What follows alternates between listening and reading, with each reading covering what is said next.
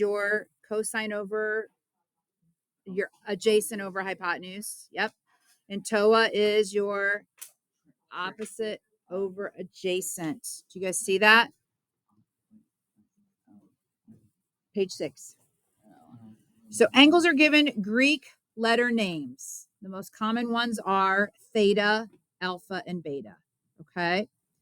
So it's just instead of using the variable x. Jack, open your eyes. You can't work on your stuff if you're sleeping, bud. Smack him, someone.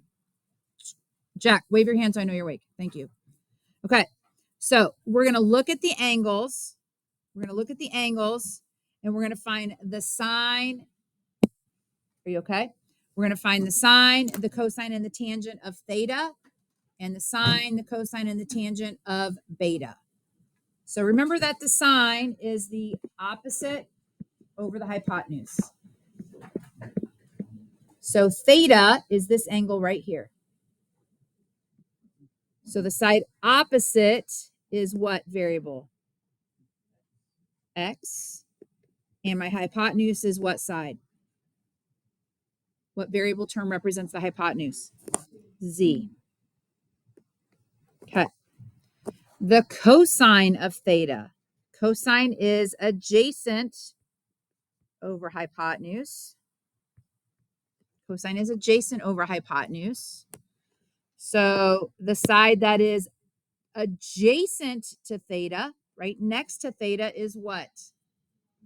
Y over the hypotenuse, which is Z. Good job.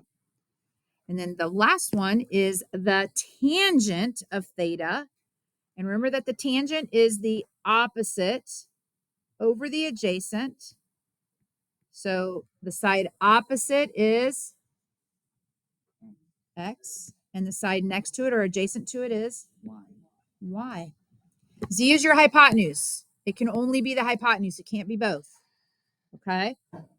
So now we're going to talk about the same thing using angle beta. Same thing using angle beta.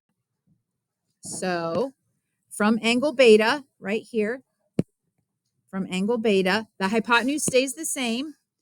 The sine, which is the opposite over the hypotenuse, the sine, the opposite over the hypotenuse. What side is opposite? It's Y over Z.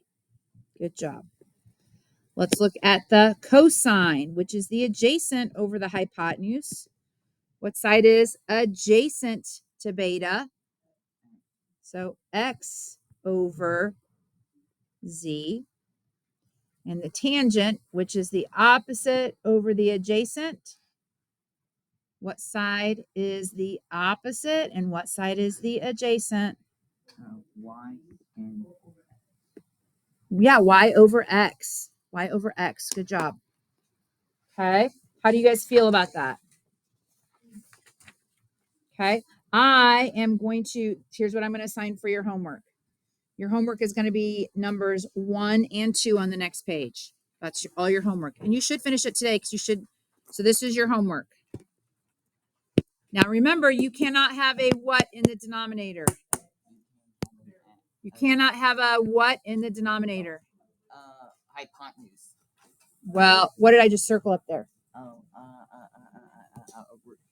Yeah, a square root. You can't leave a square root in the denominator. So you might have to rationalize the denominator, but I'll change it. So your only homework is going to be examples 1 and 2. Got it?